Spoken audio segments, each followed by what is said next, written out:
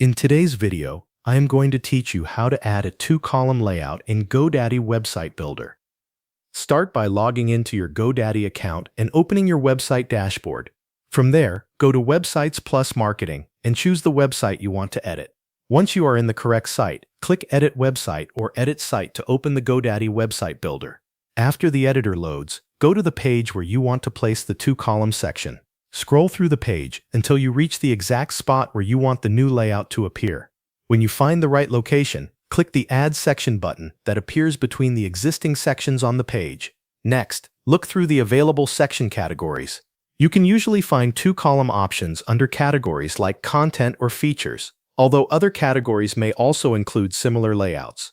Open a category that offers multi-column designs and browse the available section styles. When you see a layout that displays two columns, select it and click Add.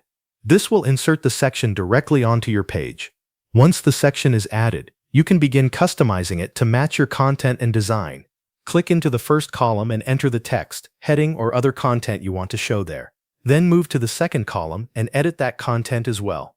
If the layout includes images, icons, buttons, or other visual elements, you can click on each one to replace it, upload new media, or adjust the settings as needed. Take a moment to review the full section inside the editor. Make sure the text is balanced across both columns and that the images or buttons are placed correctly. If needed, you can continue making small adjustments until the section looks the way you want. When you are happy with the layout, click Preview to see how it will appear on your live website.